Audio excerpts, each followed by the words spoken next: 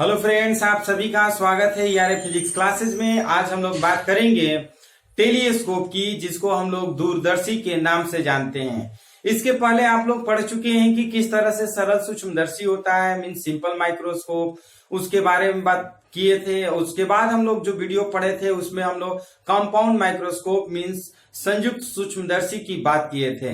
तो चलिए आज हम लोग बात करेंगे टेलीस्कोप क्या है, दूरदर्शी क्या है। वैसे आप लोग जानते हैं, देखे भी होंगे, यूज भी करते होंगे कि दूरदर्शी किसे कहते हैं। नाम से ही पता चलता है कि दूरदर्शी यानी कि दूर की देखने वाली वस्तु को ही हम लोग दूरदर्शी कहते हैं। यानी कि वह प्रकाशीय उपकरण, वह प्रकाशीय यंत्र जो दूर की वस्तु को साफ साफ देख ले, उसी को हम लोग दूरदर्शी बोलते हैं। Means telescope is an instrument which is see the farther objects very clearly. Means बहुत ही साफ तरीके से कोई भी दूर की वस्तु को आराम से देख ले, वैसे उपकरण को हम लोग टेलीस्कोप मीन्स दूरदर्शी कहते हैं। चलिए हम लोग इसके बारे में डिटेल जानेंगे इस वीडियो में।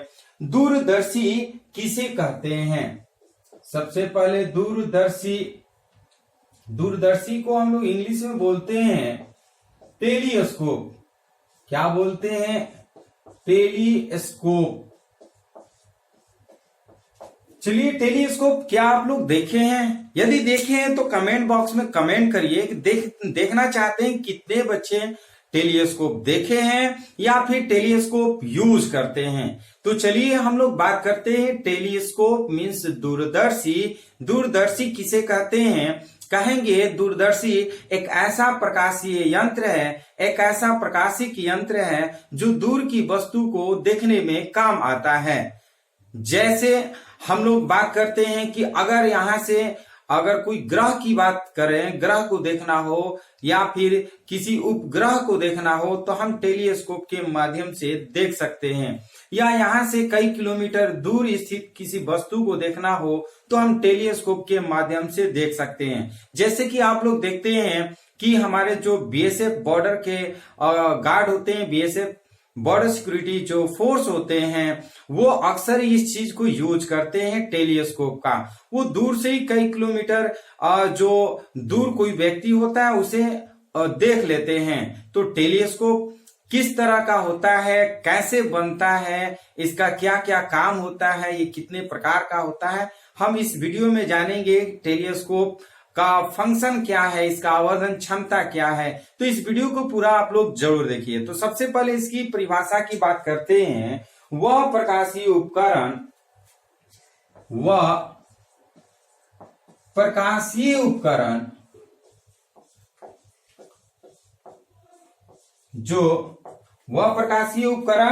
जो दूर स्थित वस्तुओं को देखने, जो दूर स्थित वस्तुओं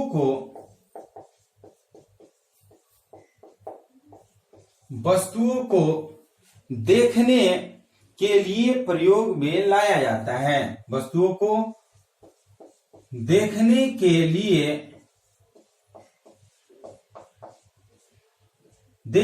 लिए प्रयोग में लाया जाता है,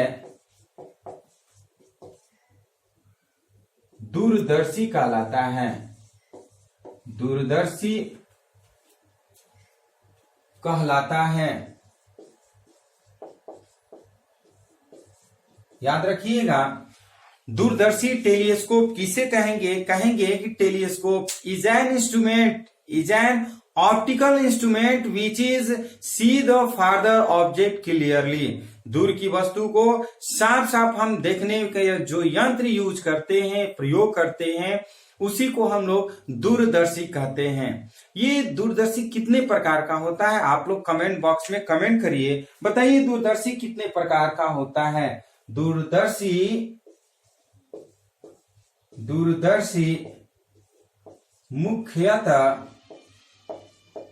मुख्यतः दो प्रकार का होता है। दूरदर्शी कितने प्रकार का होता है? 2 प्रकार का होता है। दूरदर्शी कितने प्रकार का होता है? 2 प्रकार का होता है। It is 2 types, means telescope is 2 types. Telescope कितने प्रकार का होता है? 2 टाइप्स के होते हैं। फर्स्ट की बात करते हैं, अपवर्ती दूरदर्शी। फर्स्ट, अपवर्ती दूरदर्शी। अपवर्ती दूरदर्शी रिफ्रैक्टिंग टेलीस्कोप। Refracting telescope. दूसरा जो है परावर्ती दूरदर्शी। क्या है सेकेंड? परावर्ती दूरदर्शी रिफ्लेक्टिंग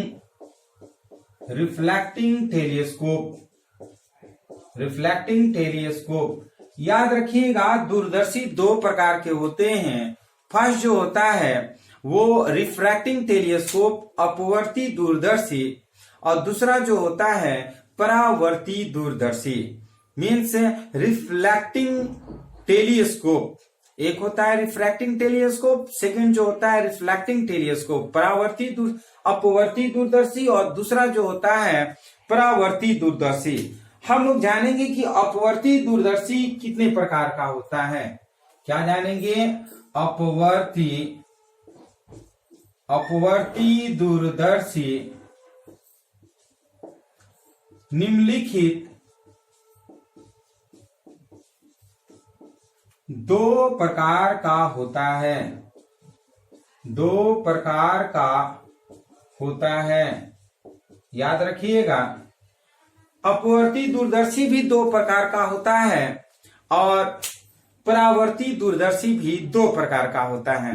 बहुत सारे बच्चे के दिमाग में आता है कि सर इसका डेफिनेशन नहीं बताएं, अपवर्ती दूरदर्शी किसे कहते हैं, परावर्ती दूरदर्शी किसे कहते हैं। तो आपको बताना चाहेंगे, घबराने की जरूरत नहीं है। ये जो अपवर्ती दूरदर्शी हो या परावर्ती दूरदर्शी, ये सभी का परिभाषा यही है, मीन्स दूर की वस्तु को साफ साफ देखने के लिए जो यंत्र हम प्रयोग करते हैं, जो यंत्र यूज करते हैं, उसी को हम लोग दूरदर्शी कहते हैं। और ये दूरदर्शी 2 प्रकार के होता है, अपवर्ती दूरदर्शी और परावर्ती दूरदर्शी। तो ये दोनों जो यंत्र हैं वो दूर की वस्तु को देखने में प्रयोग आते हैं। दोनों में थोड़ा सा डिफरेंट है, वो हम लोग जानेंगे कि आखिर इसमें क्या अंतर है और इसमें क्या अंतर है। जैसे कि हम लोग पढ़े हुए हैं अपवर्तन के नियम और परावर्तन के नियम, laws of refraction and laws of reflection, ये पढ़े हैं, जिसमें थोड़ा सा डिफरेंट है। रेयर से डेंसर में जाता है रे ऑफ लाइट, तो उसे हम लोग बोल देते हैं अपवर्तन के नियम, यानी कि विरल से सघन माध्यम में जाता है या सघन से विरल माध्यम में प्रकाश की किरण जाती है तो उसे हम अपवर्तन बोल देते हैं। और जब प्रकाश यदि विरल से विरल माध्यम में ही वापस लौट जाता है तो उसे हम लोग परावर्तन बोल देते हैं। तो ठीक थोड़ा सा इसमें भी अंतर है, हम लोग जानेंगे इसके बारे में कि दोनों में क्या अंतर है। तो सबसे पहले जानेंगे अपवर्ती दूरदर्शी। अपवर्ती दूरदर्शी भी 2 प्रकार के होता है। कितने प्रकार का होता है? अपवर्ती दूरदर्शी भी 2 प्रकार का होता है। सबसे पहले जानेंगे खगोलीय दूरदर्शी। क्या? खगोलीय दूरदर्शी, नाम से ही पता चल रहा है खगोलीय दूरदर्शी, यानी कि इसको अगर इंग्लिश की बात करेंगे तो एस्ट्रोनॉमिकल टेलीस्कोप। एस्ट्रोनॉमिकल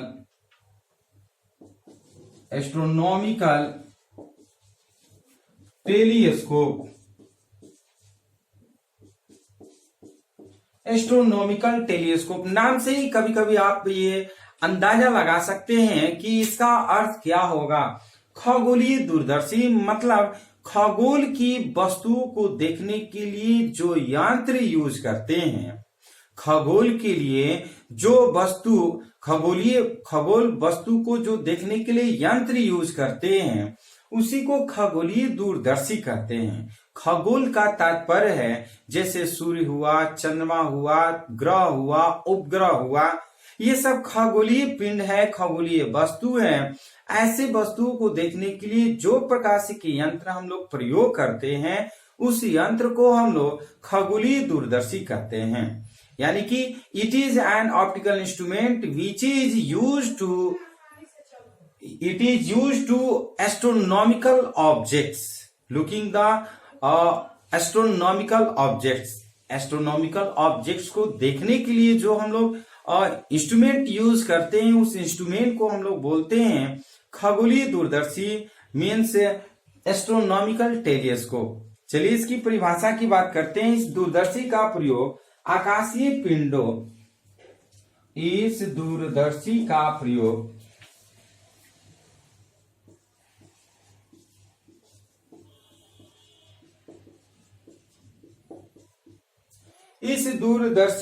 प्रयोग आकाशीय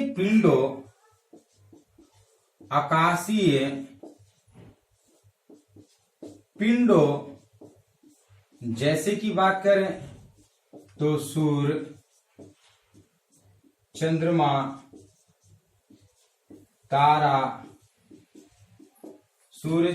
तारा एवं ग्रहों को देखने के लिए किया जाता है। देखने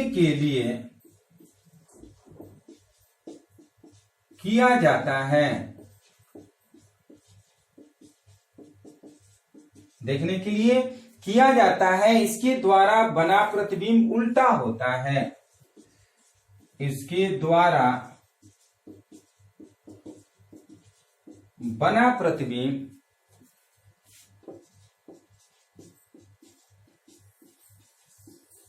उल्टा होता है।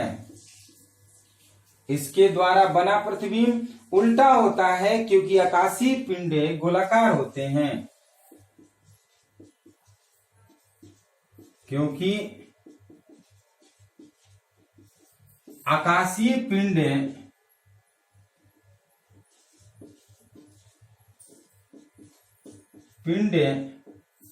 गोलाकार होता है।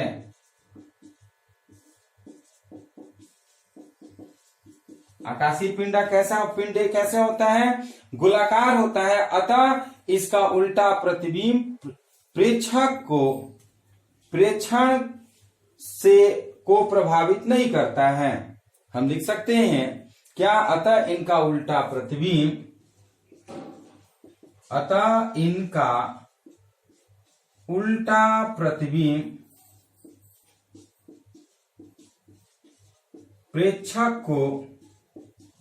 प्रेक्षक का मतलब होता है जो देखता है। प्रेक्षणों को प्रभावित नहीं करता है। प्रेक्षणों को प्रभावित नहीं करता है। ध्यान से समझिएगा, जो खगोलीय दूरदर्शी होते हैं, खगोलीय दूरदर्शी से जब हम किसी वस्तु को देखते हैं, जैसे कोई उपग्रह है, कोई ग्रह है, तो हम देखते हैं तो उसका प्रतिबिंब उल्टा बनता है। लेकिन जो हम प्रेक्षण लेते हैं उस पर कोई प्रभाव नहीं बनता है। क्यों नहीं पड़ता है? क्योंकि जो वस्तु होता है खगोलीय पिंड, वो सामान्यतः गोल होते हैं। और जब गोल वस्तु को हम किसी भी तरह से देखेंगे तो गोल ही दिखाई देगा है, चाहे वो आप उल्टा देखें या फिर सीधा देखें। इसलिए जब हम देखते हैं तो उसको हमें प्रभावित नहीं कर पाता है। तो इस तरह से खगोलीय दूरदर्शी किसे कहते हैं?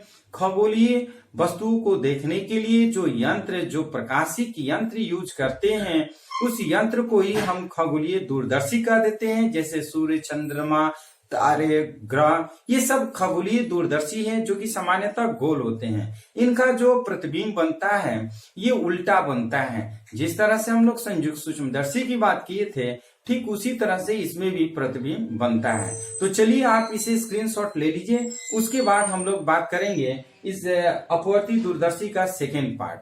तो इसे आप स्क्रीनशॉट ले लीजिए।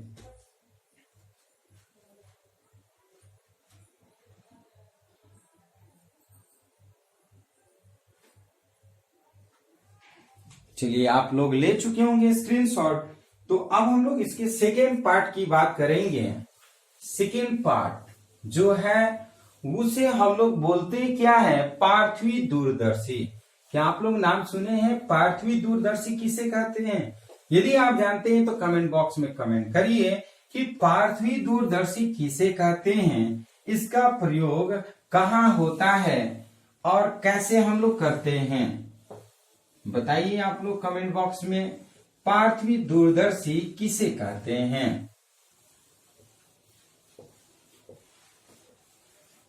चलिए हम आप लोग को बता रहे हैं पार्थवी दूरदर्शी, जिसे हम लोग टेलीस्कोप बोलते हैं। सेकेंड में पार्थवी दूरदर्शी।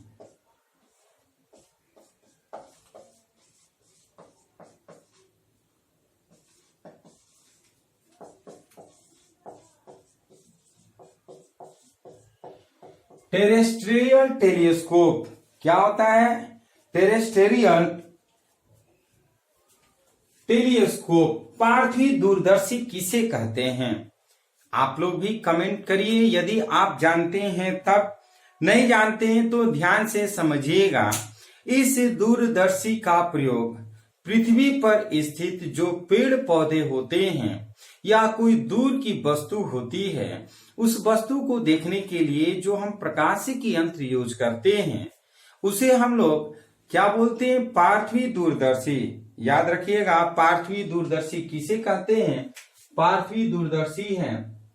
पार्थवी दूरदर्शी किसे कहते हैं, पृथ्वी पर स्थित हम दूर की वस्तुओं को देखने के लिए जो प्रयोग करते हैं प्रकाशिक यंत्र, उसी को हम लोग पार्थवी दूरदर्शी कहते हैं। बहुत सारे बड़े बड़े उद्योगपति जो इंडस्ट्रियल मैन होते हैं वो पार्थवी दूरदर्शी रखे रहते हैं और उस पार्थवी दूरदर्शी से किसी भी ऑब्जेक्ट को या फिर अपने जो इंडस्ट्री है दूर है वहां से अपने बिल्डिंग से ही उसे आराम से देख लेते हैं, पता कर लेते हैं कि कौन वर्कर कैसे काम करता है। ये पार्थवी दूरदर्शी ही जो हमारे बीएसएफ के जो सैनिक होते हैं, बॉर्डर सिक्योरिटी फोर्स, वो पार्थवी दूरदर्शी ही प्रयोग करते हैं किसी भी घुसपैठी को देखने के लिए, आतंकवादी को देखने के लिए।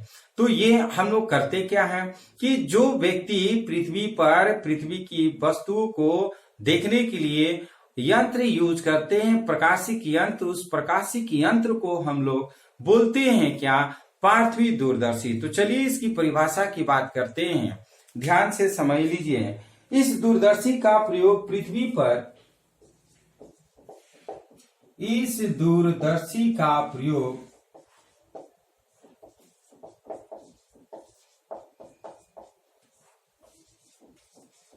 पृथ्वी पर, इस दूरदर्शी का प्रयोग पृथ्वी पर दूर स्थित वस्तुओं,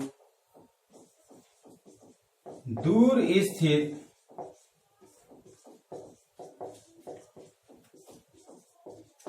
वस्तुओं जैसे की बात करें तो हम कह सकते हैं वृक्ष, पहाड़ आदि। क्या कह सकते हैं, वृक्ष, पहाड़ आदि।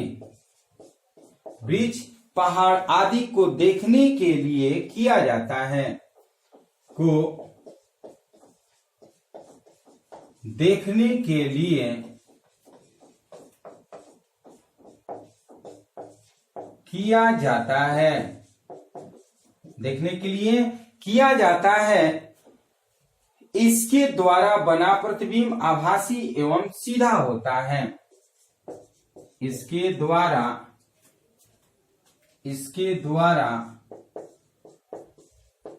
बना प्रतिबिंब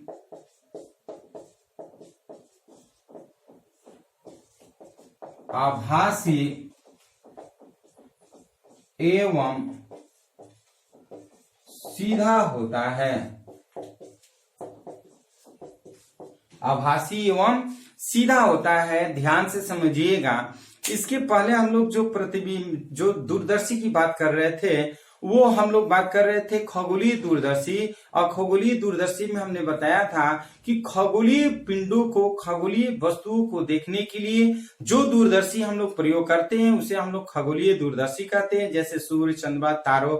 और उसके जो द्वारा जो प्रतिबिंब का निर्माण होता था, वो प्रतिबिंब वो वास्तविक उल्टा बनता था। वहां पे आभासी और उल्टा, क्या बोलते हैं उसको, आभासी और उल्टा। जिस तरह से संयुक्त सूक्ष्म दर्शी में प्रतिबिंब बनता था आभासी और उल्टा, ठीक उसी तरह से खगोलीय दूरदर्शी में भी आभासी एवं उल्टा प्रतिबिंब बनता है। बट अगर यहाँ पार्थिव दूरदर्शी की बात करें तो पार्थिव दूरदर्शी में जो प्रतिबिंब का निर्माण होता है वो आभासी तो होता है, लेकिन उल्टा यहाँ पर सीधा बन जाता है। आभासी और सीधा बनता है, याद रखिएगा। जो पार्थिव दूरदर्शी होता है, पार्थिव दूरदर्शी में जो प्रतिबिंब का निर्माण होता है वो आभासी एवं सीधा होता है। तो इस तरह से जो अपवर्ती दूरदर्शी होता है दो प्रकार का होता है, एक खगोलीय दूरदर्शी और एक होता है मीन्स दूसरा जो होता है पार्थिव दूरदर्शी। अब हम लोग बात करेंगे अपवर्ती दूरदर्शी। खगोलीय दूरदर्शी का अगर हम पार्थिव दूरदर्शी का अगर एग्जाम्पल की बात करें तो आप लिख सकते हैं गैलीलियो दूरदर्शी। क्या हम लिख सकते हैं? गैलीलियन दूरदर्शी। गैलीलियन दूरदर्शी। ये गैलीलियन दूरदर्शी है क्या? तो कहेंगे पार्थिव दूरदर्शी। ध्यान से समझिएगा, गैलीलियन दूरदर्शी है क्या? तो कहेंगे क्या? ये पार्थिव दूरदर्शी है। इसी पार्थिव दूरदर्शी को हम लोग यूज करते हैं पृथ्वी पर किसी भी वस्तु को देखने के लिए। तो चलिए अब हम लोग परावर्ती दूरदर्शी की बात करते हैं। परावर्ती दूरदर्शी, जिस तरह से हमारा अपवर्ती दूरदर्शी था उसी तरह से परावर्ती दूरदर्शी भी होता है। परावर्ती दूरदर्शी निम्नलिखित दो प्रकार के होते हैं। परावर्ती दूरदर्शी निम्न दो प्रकार के होते हैं।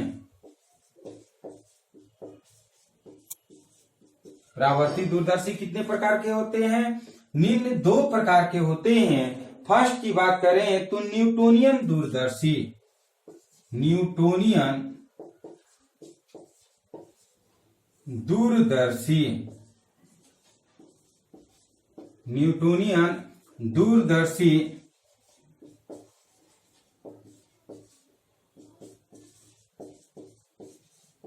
Newtonian telescope. एंड सेकेंड जो है वो कैसग्रेनियन दूरदर्शी होता है। क्या होता है सेकेंड? कैसग्रेनियन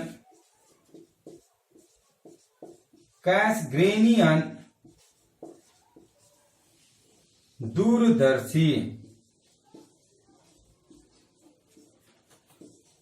कैसग्रेनियन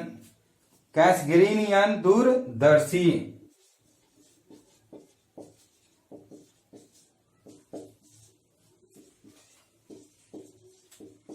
कैसग्रेनियन टेलीस्कोप।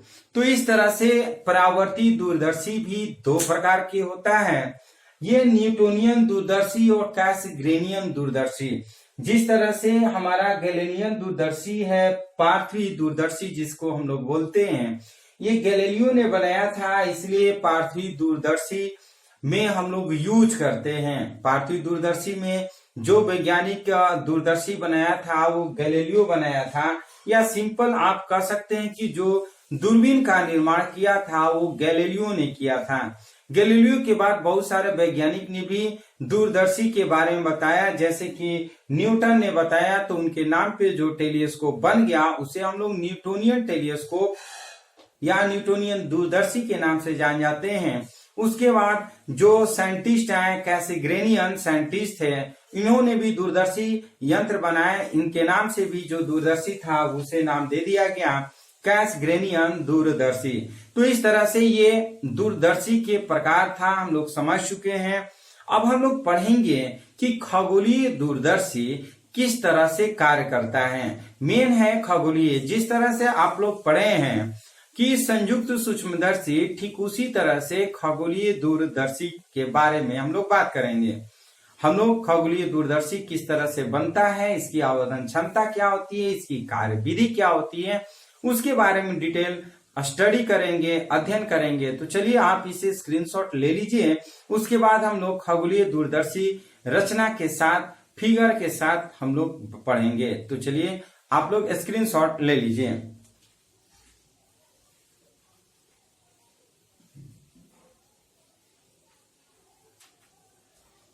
चलिए स्क्रीनशॉट आप लोग ले चुके होंगे।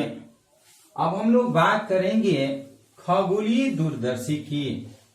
बहुत ही आसान है। जिस तरह से हम लोग संयुक्त सूक्ष्मदर्शी पढ़े थे उसी तरह से खगोलीय दूरदर्शी की बात करेंगे। आप लोग को सिर्फ ध्यान देना है, समझना है, क्योंकि जो कार्य विधि रचना है ठीक उसी तरह से खगोलीय दूरदर्शी है। मीन्स 2 in 1, एक काज मीन्स एक के साथ हम लोग दो चीजों के बारे में समझ लेंगे। जैसे कि इसके पिछले वाले वीडियो में आप लोग पढ़े कि संयुक्त सूक्ष्मदर्शी क्या है, इसकी रचना कैसी होती है, इसकी कार्य विधि क्या होगी, इसकी आवर्धन क्षमता क्या होगी। ठीक उसी तरह से हम लोग ये जानेंगे कि दूरदर्शी खगोलीय दूरदर्शी क्या है। तो खगोलीय दूरदर्शी का तो परिभाषा हम लोग लिख चुके हैं। अब इसकी रचना की बात करेंगे। खगोलीय दूरदर्शी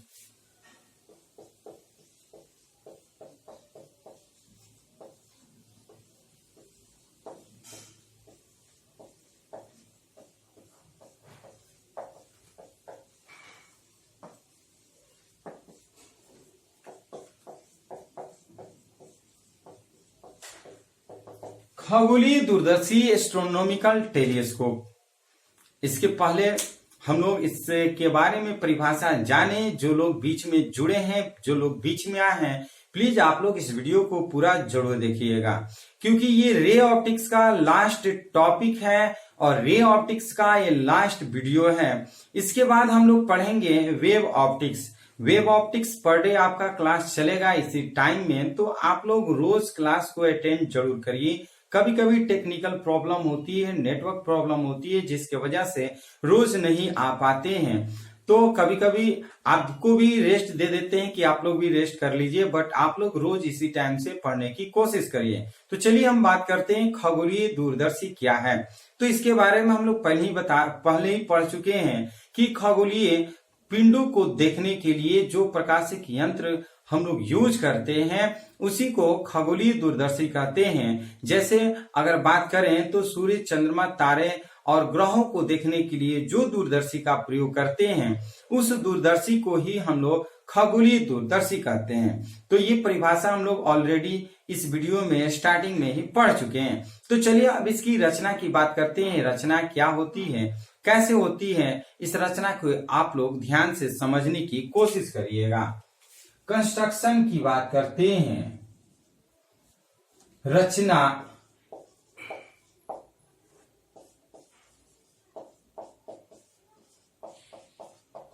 कंस्ट्रक्शन ध्यान से समझिएगा। इसमें एक बहुत बड़ा लेंस एक होता है, एक छोटा लेंस होता है। इसे ऑब्जेक्टिव लेंस बोलते हैं। इसे हम आई लेंस बोलते हैं। क्या बोलते हैं? एक का ऑब्जेक्टिव और एक है आई लेंस। इसमें भी दो उत्तल लेंस होता है, 2 कॉन्वेक्स लेंस होता है। जिस तरह से हम लोग कंपाउंड माइक्रोस्कोप में पढ़े थे कि 2 कॉन्वेक्स लेंस होता है, ठीक उसी तरह से इसमें भी 2 कॉन्वेक्स लेंस होता है, एक ऑब्जेक्टिव लेंस और एक आई लेंस। फर्क सिर्फ इतना है कि वहां कंपाउंड माइक्रोस्कोप में आप लोग पढ़े समझें कि वहां पर ऑब्जेक्टिव लेंस जो होता है स्मॉल फोकल लेंथ का होता है, यहाँ बिग फोकल लेंथ का ऑब्जेक्टिव लेंस होता है। वहां पर कंपाउंड माइक्रोस्कोप में देखे थे जो आई लेंस होता है वो बिग आई लेंस होता है। Big I means focal length होता है, बट यहाँ पर आई लेंस की जो फोकल लेंथ होती है स्मॉल होती है। यही अंतर होता है फिगर में। याद रखिएगा, फिगर में ऑब्जेक्टिव लेंस एस्ट्रोनॉमिकल में बड़ा होता है जबकि कंपाउंड माइक्रोस्कोप में छोटा होता है। ये एस्ट्रोनॉमिकल में जो आई लेंस होता है वो छोटा होता है, कंपाउंड माइक्रोस्कोप में बड़ा होता है। यही आप लोग को मेन समझना है। चलिए हम फिगर बताते हैं। देखिए ये प्रिंसिपल एक्सिस है और इस प्रिंसिपल एक्सिस को इसको हम लोग C1 के नाम से जानते हैं, इसको हम लोग C2 के नाम से जानते हैं। जब हम कोई भी ऑब्जेक्ट को अगर हम रखते हैं इस तरह से, ये मान लेते हैं ए बी ऑब्जेक्ट को रख दिए, क्या रख दिए, ए बी ऑब्जेक्ट को रख दिए, तो ए बी ऑब्जेक्ट का जैसी प्रकाश रे ऑफ लाइट ये आता है और सेकेंड जो प्रकाश रे ऑफ लाइट इस तरह से जाता है, तो यहां पर ध्यान से समझिएगा, ये ए डैश और ये बी डैश, ये इस ऑब्जेक्ट का इमेज बनता है। कैसा बनता है, रियल बनता है और इन्वर्टेड बनता है, रियल और इन्वर्टेड बनता है। याद रखिएगा, मान लेते हैं कि ये वस्तु जो है, अगर हम ए बी लेंस के दूसरी ओर रखे हैं तो इसका जो प्रतिबिंब का निर्माण होता है, इमेज का फॉर्मेशन होता है, लेंस के दूसरी तरफ होता है। ये हम कर लेते हैं एपी और जहां पे बनता है ये फोकस पे कर लेते हैं। क्या कर लेते हैं, इस फोकस पे बनता है और ये जो प्रतिबिंब होता है वास्तविक होता है और उल्टा बनता है। क्या होता है, वास्तविक और उल्टा बनता है। और ये आप देख रहे हैं कि ये प्रिंसिपल एक्सिस एक तरह का ये लंबाई है, ये मीन से दूरदर्शी की एक नली है जिसपे हम लोग दोनों लेंस को रखे हैं। इस नली में से क्या करते हैं, इस पाइप, ये जो पाइप है, इस पाइप में से हम इस लेंस को आगे पीछे इस तरह से खिसकाते हैं कि ये ए डैश बी डैश जो है, ये ए डैश बी डैश इस लेंस के लिए ये ऑब्जेक्टिव का काम करने लगे और इसका जो फाइनल इमेज का फॉर्मेशन होता है वो इस तरह से बनता है। ध्यान से समझिएगा, ये तो इस तरह से चला जाता है और ये जैसे ही इसमें आता है ये इस तरह से ये रिफ्लेक्ट हो जाता है और यहां से जो इमेज बनता है इसको हम लोग इस तरह से कर लेते हैं। ये फाइनल इमेज जो बनेगा ये ध्यान से समझने वाली ए डबल डैश और ये B double dash, A double dash B double dash जो है ये प्रतिबिंब बन गया। ये आप देख सकते हैं ये कैसा प्रतिबिंब है, तो हम कहेंगे कि प्रतिबिंब जो है आभासी है और उल्टा है। कैसा है, आभासी है और उल्टा है। किसके सापेक्ष, तो कहेंगे ए बी जो ऑब्जेक्ट है उसके सापेक्ष ये आभासी और उल्टा है। बट अगर इसके सापेक्ष की बात करें ए डैश बी डैश की, तो ए डैश बी डैश के सापेक्ष ये सीधा है ना, ये कैसा है, सीधा है। तो सिंपल आप दिमाग में रखिएगा कि जो वस्तु ए बी है, ए बी का अंतिम प्रतिबिंब कैसा बनता है खगोलीय दूरदर्शी में, तो कहेंगे आभासी बनता है, उल्टा बनता है और आवर्धित बनता है। तो इस तरह से ये बन गया। आप जानते हैं यहां से यहां की दूरी को हम इमेज डिस्टेंस VO के नाम से जानते हैं। क्या चीज के नाम से जानते हैं, VO। VO का मतलब क्या हुआ बताइए, ये VO का मतलब होता है distance of the image of objective lens, distance of the image of objective lens, उसे ऑब्जेक्टिव लेंस का ये बताता है। और V जो है ये इमेज का डिस्टेंस बताता है, प्रतिबिंब का डिस्टेंस बताता है, ये VO। और यहां से यहां की जो डिस्टेंस है वो UE हो जाता है। क्या होता है, UE। यानी कि ये जो प्रतिबिंब है, इमेज है, इस आई लेंस के लिए वस्तु का कार्य करता है। इस पे हम लोग एक आंख बना देते हैं और हम इस आंख से हम क्या करते हैं, इस वस्तु को देखते हैं। तो याद रखिएगा ये जो प्रतिबिंब बनता है तो ये बीटा कोण बनाता है और इसके द्वारा जो कोण बनता है अल्फा, इसके ये इसी के साथ ये है तो ये भी हमारा अल्फा बन जाता है। यानी कि जब वस्तु को हम देखते हैं आंख से तो जो दर्शन कोण बनता है, विजुअल एंगल बनता है, वो अल्फा होता है। और जब हम प्रतिबिंब को देखते हैं तो वो बीटा कोण बनाता है। तो इस तरह से ये प्रतिबिंब बन गया। हम यहां से फाइनल जो डिस्टेंस होता है प्रतिबिंब को हम लोग डी से डिनोट कर लेते हैं और इसे हम लोग यूओ से डिनोट करते हैं। ये वस्तु की दूरी है। तो ये आप ध्यान से समझ लीजिए कि जो लेंस होता है खगोलीय दूरदर्शी में दो प्रकार के लेंस होते हैं, दो लेंस होते हैं। दो उत्तल लेंस होते हैं। एक जो होता है वो ऑब्जेक्टिव लेंस के रूप में होता है, एक आई लेंस के रूप में होता है। ऑब्जेक्टिव लेंस बड़ा होता है और आई लेंस छोटा होता है। मीन्स इसकी फोकल लेंथ जो होती है बड़ी होती है और focal length of the eye lens is very small. तो ये रचना में हम फिगर बना लेते हैं और फिगर के बारे में लिख लेते हैं। अब इसकी कार्य विधि जो हम लोग जिस तरह से संयुक्त सूक्ष्मदर्शी में लिखे थे सिद्धांत की वस्तु को अगर हम रखते हैं ऑब्जेक्टिव लेंस के दूसरी तरफ तो उस वस्तु का प्रतिबिंब वास्तविक और उल्टा बनता है और वो वस्तु जो होता है वो आई लेंस के लिए आभासी वस्तु का कार्य करता है और इसका अंतिम प्रतिबिंब A double dash B double dash बनता है, आभासी बनता है और उल्टा बनता है। इसको सिर्फ आपको लिखना होता है। ये आप लिख लीजिएगा जिस तरह से हम लोग लिखे थे किसमें, तो संयुक्त सूक्ष्मदर्शी में। हम लोग बात करेंगे क्या इसकी जो क्षमता होती है खगोलीय दूरदर्शी की, उसकी बात करेंगे। तो क्षमता आप लोग समझिएगा, कार्य सिद्धांत जो है वो खगोलीय मीन्स संयुक्त सूक्ष्मदर्शी का आप नोट कर सकते हैं। याद रखिएगा दोनों में क्या फर्क है, सिर्फ फिगर की फर्क है। इसमें फिगर जो है ऑब्जेक्टिव लेंस बड़ा है, उसमें मीन्स संयुक्त सूक्ष्मदर्शी में ऑब्जेक्टिव लेंस छोटा होता था और यहाँ पर आई लेंस छोटा है और संयुक्त सूक्ष्मदर्शी में बड़ा हम बताए थे। तो चलिए आप स्क्रीनशॉट ले लीजिए। उसके बाद इसकी क्षमता यानी कि खगोलीय दूरदर्शी की मैग्नीफाइंग पावर मीन्स आवर्धन क्षमता की बात करेंगे।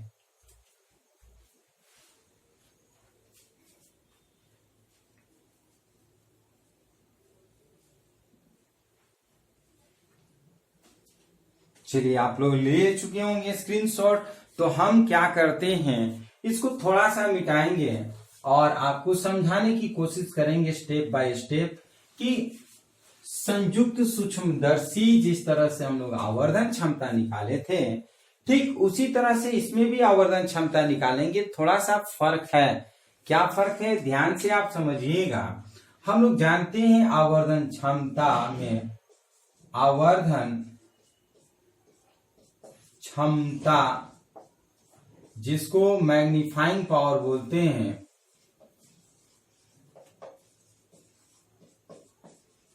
Magnifying power of an astronomical telescope. आप जानते हैं MP magnifying power is equal to beta by alpha. आप लोग पढ़े होंगे संयुक्त सूक्ष्मदर्शी में जिस तरह से हम लोग आवर्धन क्षमता ज्ञात किए थे ठीक उसी तरह से यहाँ पर भी आवर्धन क्षमता है। ये आवर्धन क्षमता magnifying power of the astronomical telescope image, इसको बोलते हैं visual angle of the image on our eye to the visual angle of an object to our eye. Means the ratio of the angle formed on our eye by image to the angle formed by the object on our eye is called the magnifying power। Means image का जो angle होता है वो beta से denote करते हैं और जो ऑब्जेक्ट का जो एंगल बनता है हमारे आई पर उसे हम अल्फा से डिनोट करते हैं। तो ध्यान से समझिएगा, अगर अल्फा निकालना हो since tan beta is equal to, अगर हमें निकालना हो tan beta is equal to क्या करते हैं, इसमें हम लिख सकते हैं a डैश b डैश, क्या कर सकते हैं a डैश b डैश और बाई a डैश c2 और इसी तरह से निकाल सकते हैं tan alpha is equal to tan alpha, या आप देख सकते हैं a डैश b डैश और बाई क्या करते हैं, ध्यान से समझिए ये tan अल्फा यहां से यहां तक का ये आपका ये परपेंडिकुलर बाई बेस होता है, तो यहां से यहां का बेस हमारा क्या है, ये लिख सकते हैं A1, ये लिख सकते हैं A डैश और ये लिख सकते हैं C1। तो ये हमारा हो गया A डैश C1। ये आप लोग इमेज अपने दिमाग में रखिएगा, क्योंकि हम इसे मिटाएंगे तभी हम आगे इसको बना सकते हैं। ध्यान से समझिएगा। Since angle is very small, जो अल्फा एंड बीटा होता है बहुत ही स्मॉल एंगल होता है, जिसके वजह से इसके टेंजेंट को हम लोग नेग्लेक्ट कर सकते हैं। तो यहां पे लिखना पड़ता है, चूंकि अल्फा तथा बीटा बहुत छोटा कोण है, बहुत छोटा कोण है, अतः हम लिख सकते हैं beta is equal to A dash B dash by A dash C2 और alpha is equal to A dash B dash by A dash C1।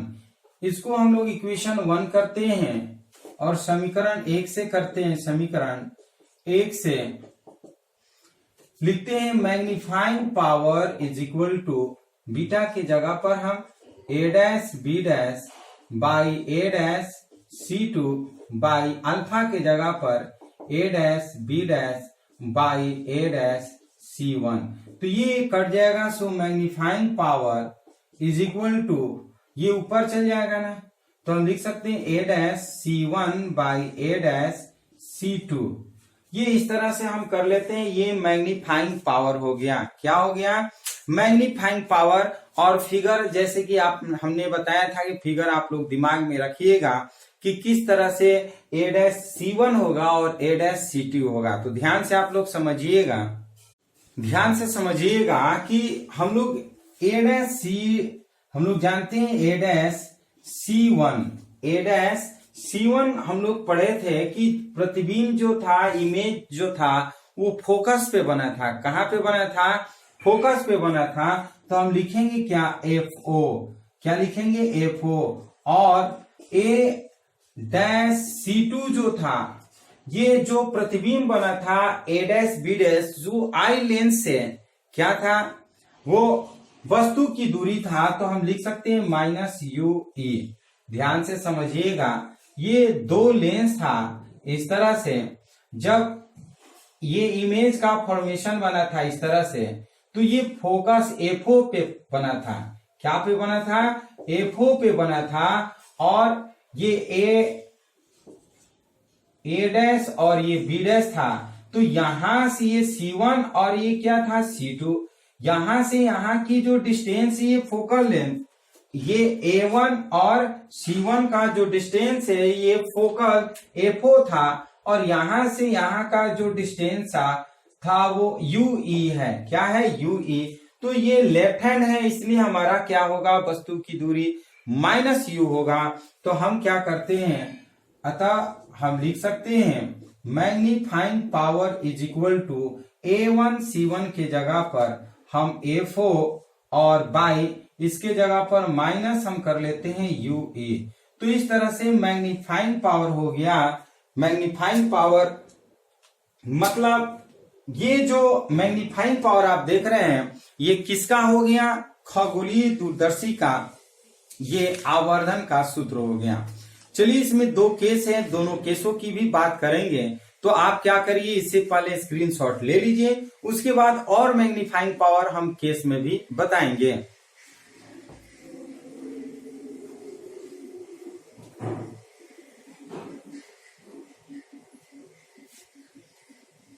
चलिए, आप लोग ले चुके होंगे मैग्नीफाइंग पावर, ये बन गया। अब हम लोग इसकी केस की बात करते हैं। इसमें दो केस बनता है। जब वस्तु को अनंत पे रखते हैं तो वस्तु का प्रतिबिंब जो होता है कहां पे बनेगा? फोकस पे बनता है। और जब वस्तु को फोकस पे रखते हैं तो उसका प्रतिबिंब जो होता है अनंत पे बनता है। तो सबसे पहले बात करते हैं, जब अंतिम प्रतिबिंब स्पष्ट दृष्टि की न्यूनतम दूरी, जब अंतिम प्रतिबिंब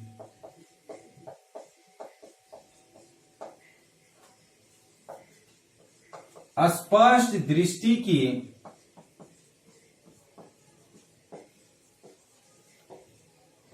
न्यूनतम दूरी d पर बने। ध्यान से समझिएगा, जब अंतिम प्रतिबिंब खगोलीय दूरदर्शी के द्वारा जब अंतिम प्रतिबिंब स्पष्ट दृष्टि की न्यूनतम दूरी पर बने, जैसे अभी हमने बताया कि जो प्रतिबिंब बना था वो स्पष्ट दृष्टि के न्यूनतम दूरी पर बना, तो उस स्थिति में हमारा मैग्नीफाइंग पावर क्या होगा। तो चलिए हम लोग बात करते हैं लेंस के सूत्र से। तो आप जानते हैं लेंस के सूत्र से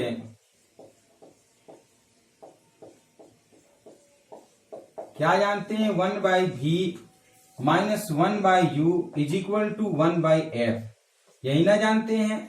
और चूंकि हम जानते हैं v is equal to d, क्या है, v is equal to d, v is equal to d क्यों करेंगे, ये v is equal to minus d क्यों करेंगे, ध्यान से समझिएगा। स्पष्ट दृष्टि की न्यूनतम दूरी पर बनता है, जब स्पष्ट दृष्टि की न्यूनतम दूरी पर बनता है तो उसे हम लोग कैपिटल D से डिनोट करते हैं। तो प्रतिबिंब जो बना वो किधर बना था, बायां तरफ बना था। तो बायां तरफ बनेगा तो हमेशा प्रतिबिंब की दूरी हमारा क्या होगा, नेगेटिव होगा। U जो है, U के जगह पर माइनस UE रखेंगे और F जो है, F यानी कि फोकस दूरी हमेशा पॉजिटिव होता है। तो अंतिम प्रतिबिंब आई लेंस के द्वारा बनता है। क्या, कौन लेंस के द्वारा बनता है, आई लेंस के द्वारा बनता है। और कोई भी लेंस हो, चाहे ऑब्जेक्टिव लेंस हो या फिर आई लेंस की बात करें, तो वो हमेशा पॉजिटिव होता है। फोकल लेंथ हमेशा क्या होता है, पॉजिटिव होता है। तो हम इस तरह से लिख लेते हैं और हम इसको इक्वेशन 1 कर लेते हैं। समीकरण 1 से हम पुट करते हैं मान, समीकरण 1 से, तो 1/v के जगह पर हम लिखेंगे माइनस d और माइनस माइनस ये प्लस हो जाएगा 1/ue इज इक्वल टू लिखते हैं 1/fe। अब इस तरह से यदि 1/ue करते हैं तो ये इधर आ जाएगा, तो 1/fe और प्लस 1/d करते हैं। अब देखिए दोनों में से यदि हम 1/fe कॉमन ले लेते हैं, कॉमन निकालना, ध्यान से समझिए हम कैसे कॉमन ले लेते हैं। 1/fe कॉमन ले लें तो यहाँ पे तो 1 बच जाएगा, यहाँ fe नहीं है तो हम लिख सकते हैं क्या, fe बाई कैपिटल D। क्या कर लेते हैं, fe बाई कैपिटल D। और चूंकि हम लोग पढ़े हैं क्या, मैग्नीफाइंग पावर, अभी हम लोग पढ़े हैं, क्या पढ़े हैं, magnifying power is equal to पढ़े हैं FO by UE minus UE पढ़े हैं। इसके पहले हम लोग क्या पढ़े हैं, FO बाई UE, और हम लिख सकते हैं क्या, magnifying power is equal to 1/UE के जगह पर ये वैल्यू पुट करेंगे तो minus FO by FE into 1 plus FE by capital D। इस तरह से ये मैग्नीफाइंग पावर कब होता है, जब स्पष्ट दृष्टि की न्यूनतम दूरी D पर बनता है तो हमारा आवर्धन क्षमता खगोलीय दूरदर्शी की ये हो जाता है। अगर हम खगोलीय दूरदर्शी की लंबाई की बात करें, कब, जब स्पष्ट दृष्टि की न्यूनतम दूरी पर बनता है, तो लिखेंगे क्या, खगोलीय दूरदर्शी की लंबाई, दूरदर्शी की लंबाई। तो फिगर में आप लोग देखे होंगे दूरदर्शी की लंबाई दोनों लेंसों के बीच की दूरी को बोलते हैं। ध्यान से समझिएगा, ये C1 और C1 C2 के बीच की दूरी को हम लोग क्या बोलते हैं, खगोलीय दूरदर्शी की लंबाई। तो यहां से यहां की दूरी को हम लोग क्या लिख सकते हैं, FO plus UE, FO plus UE। ये खगोलीय दूरदर्शी की लंबाई था। क्योंकि यहाँ पर प्रतिबिंब हमारा बना था, ये AB वस्तु था, तो इस तरह से ये प्रतिबिंब का निर्माण हुआ था। कहाँ पे बना था, ये एफओ पे बना था, ध्यान से समझिएगा, एफओ पे बना था, तो यहां से यहां की दूरी तो एफओ हो गई और यहां से यहां की दूरी यूई हो गई, क्योंकि ये जो वस्तु का काम करता है आई लेंस के लिए, तो यहां से यहां यूई हो गया और यहां से यहां एफओ हो गया। तो यहां से C1 और C2 की जो लंबाई होती है उस लंबाई को ही हम दूरदर्शी की लंबाई बोल देते हैं।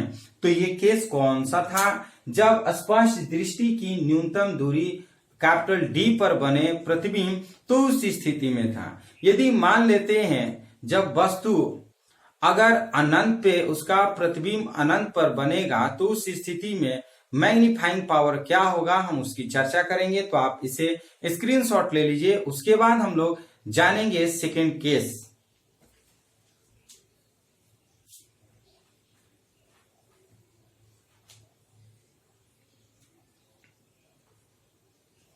चलिए, आप लोग स्क्रीनशॉट ले चुके होंगे, तो ध्यान से समझिएगा। जब ये वस्तु फोकस पे होती है, कौन से फोकस पे?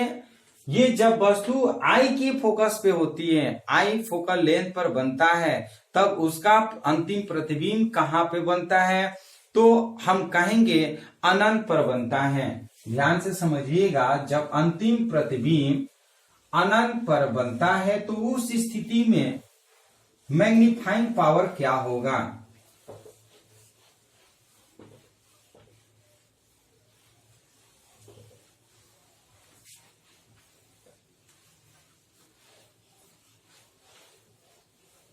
जब अंतिम प्रतिबिंब अनंत पर बनता है,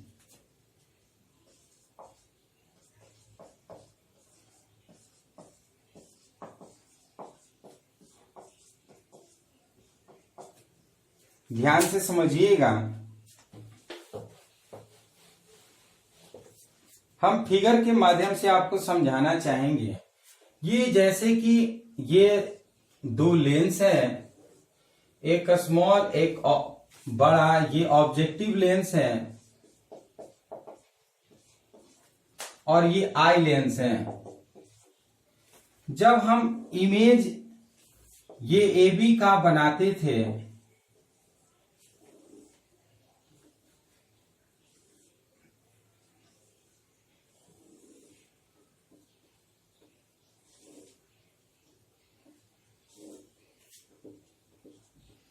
ये A डैश और B डैश ये फोकल F पे बनता है, FE पे बनता है।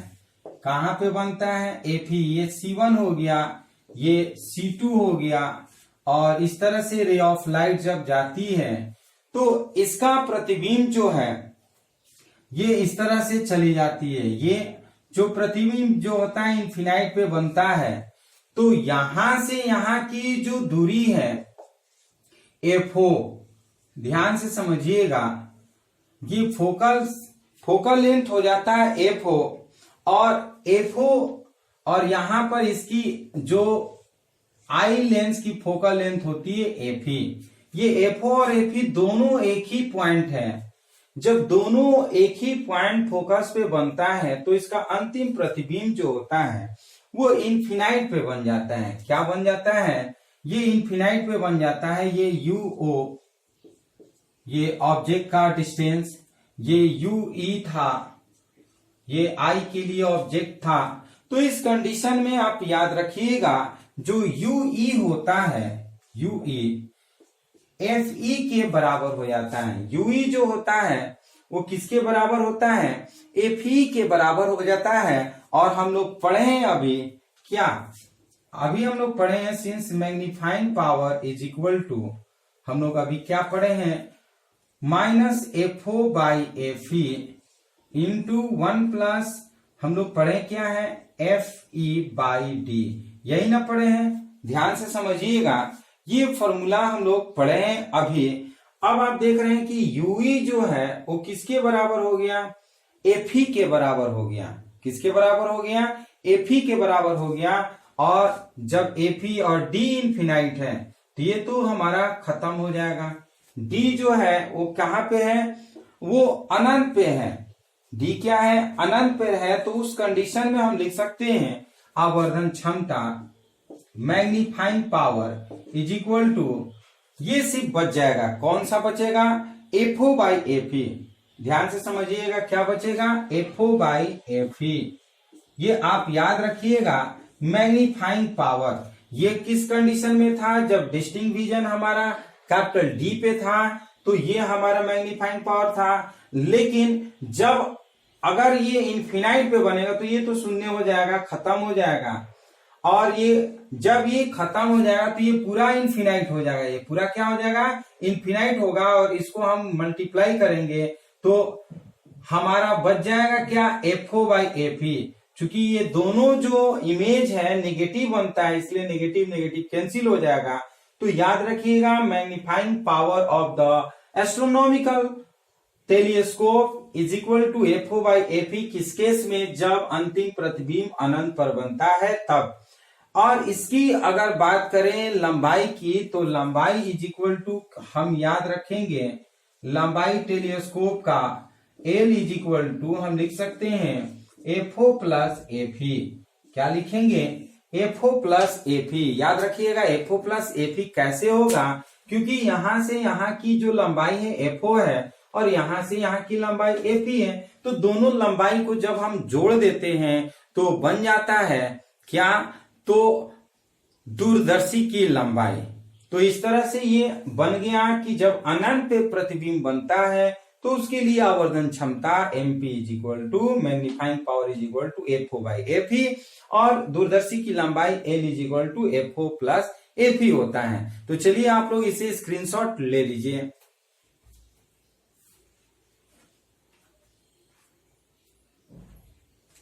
चलिए स्क्रीनशॉट ले चुके होंगे। तो इस तरह से ये रे ऑप्टिक्स का ये लास्ट टॉपिक था, ये लास्ट वीडियो था।